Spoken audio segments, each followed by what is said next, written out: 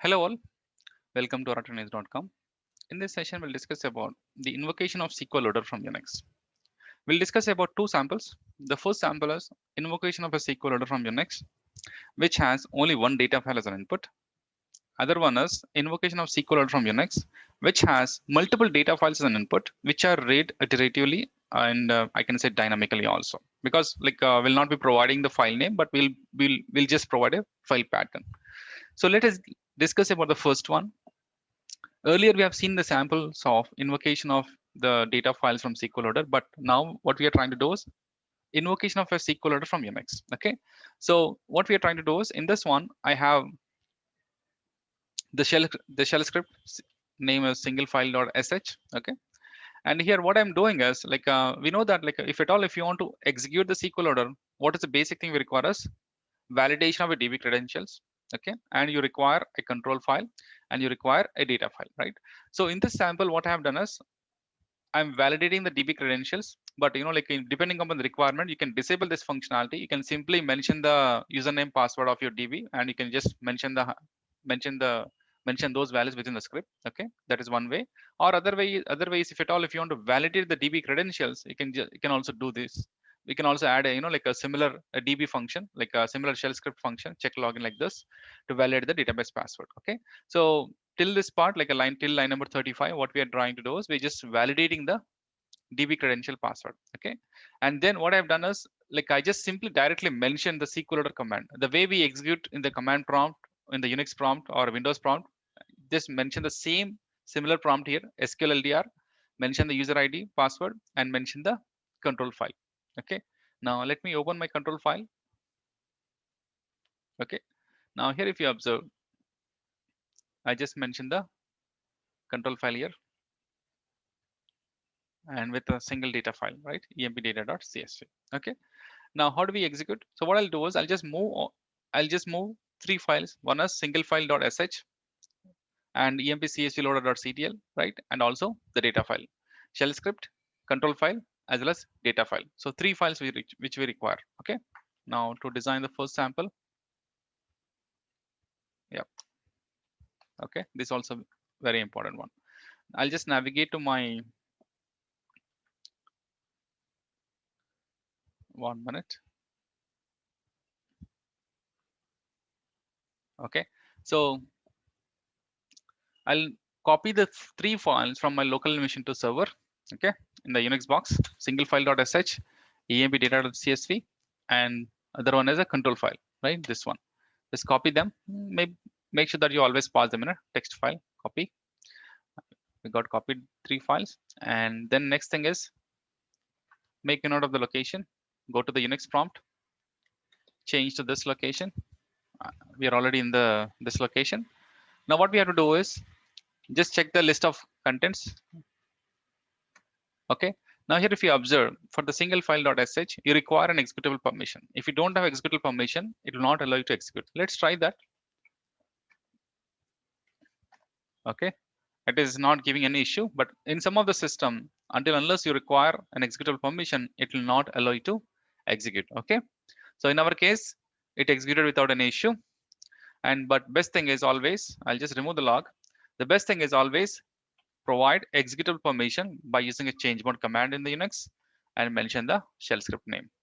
Okay, now if you just see this, so now can you see the read write properties of your file got changed? Okay, and before executing this one, let us clean up the data in the emp table. Okay, I'm using a table called xx or emp. This is similar to the table structure of emp table. Okay, or you can use any other table whichever you have in your requirement. Now I'll just execute the shell script now. Mention the dot followed by the shell script name and mention the database password. That's it. Now just see the content. Okay, we got three records. And you can also see the database data file content. This was the data file. It has three records, 10, 11, 12, and we got three records loaded, 10, 11, 12. And also check the log file. Just Control R for refresh and see the content of the log file. And it clearly mentioned three rows successfully loaded, one record skipped because we had a header. Okay, so this is how we can simply execute a SQL loader from the shell script. Okay. Now we'll discuss about the next sample. It is also invoking a SQL loader from Unix shell script. But in this one, in this sample, what we are trying to do is we don't want to provide the data file information. Why? Because in some of the projects, what may happen is you may not be aware of the data file name, and you need to run the program iteratively. You don't want to hardcode the file name, but you just know the pattern. Let us say you have a single folder structure which will have the AP invoice files. You have a PO invoice files. You'll also have the order management, like item inventory files like that, right? In those scenarios, always for any of the module, you always have the file naming convention. They generally follow it. So using the file naming pattern, you can filter the list of files to be read in that particular directory, and you can process them. So in our case, what I'm doing is, let me open the shell script file, then we can get more clarity. So the initial logic is like a validation of the database logic. Okay. And then what I'm doing is, here if you observe the for loop, in this particular current location, I'm trying to get all the files which are starting with, like I mentioned, asterisk, and which are having a suffix as CSV. Nothing but I'm reading all CSV files. And then, so this is like a, like it is a for loop in the Unix, and this file attribute will have the tot file name. Okay, it'll this particular file in .csv. It simply reads all the files. It doesn't need to mention any of the APIs or like some other pointer information. In the Unix, it just reads all the files like this. For you just mention the loop name here.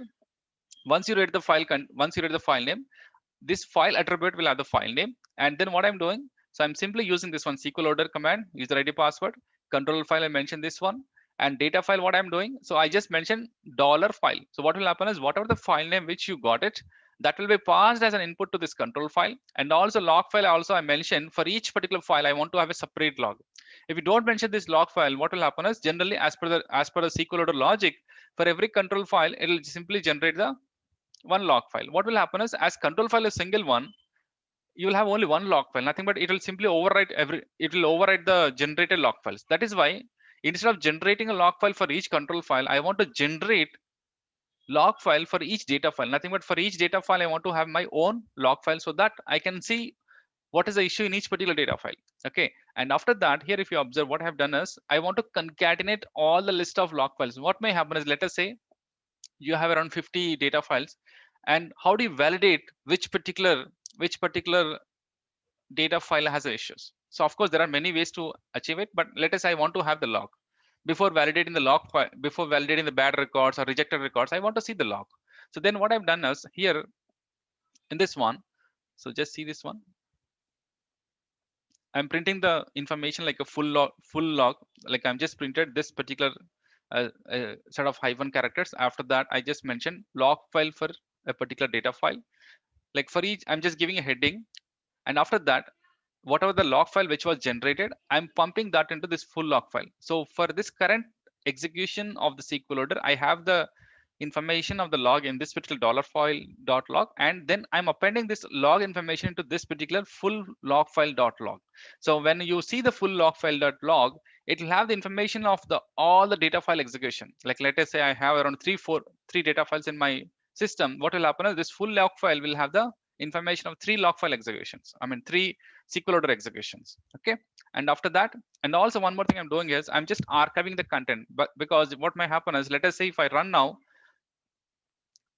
let us say process the files. So the process file should not be there in the current location. It has to be moved into some archive location where you can use for the legacy purpose, or like a reconciliation purpose, right?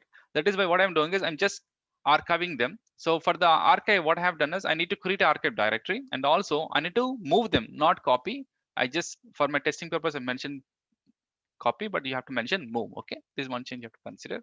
Then what I'll do is, before execution, I just need to create an archive directory here, because I consider the location as archive. So I need to create an archive. So as of now, if you see the archive, there is no content here.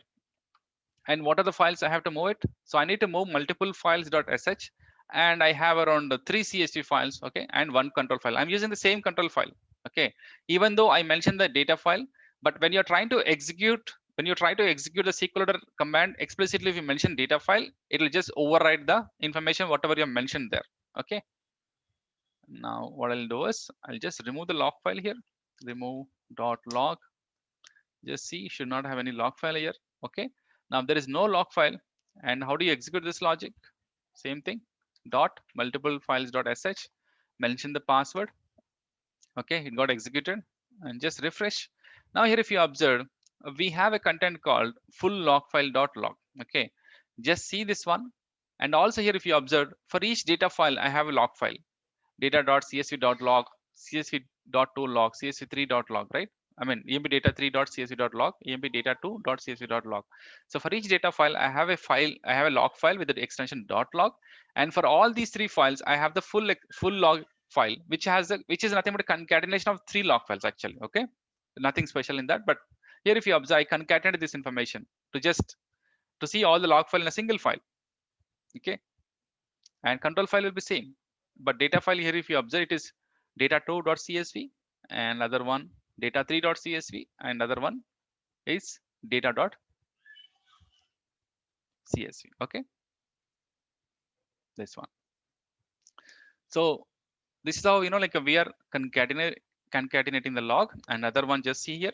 And do you see the CSV files now? No, because we have moved them. Once you have processed the data file perfectly, then we are moving them to archive. And if you see the content of archive file, just refresh here. And here can you see, we have concatenated them with a timestamp, the file name followed by timestamp. So this is how we are archiving it. So in some other projects, they prefix with archive or they suffix with some kind of convention. So in this, in our case, we just mentioned the timestamp as an archive logic. Okay.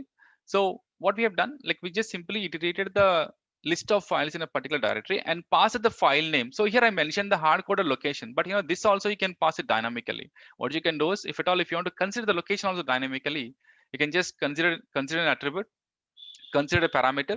You just pass the parameter as an input to the variable, and then that's how you can make this particular logic more dynamic. Okay. So yeah, that's all about the samples. Thank you.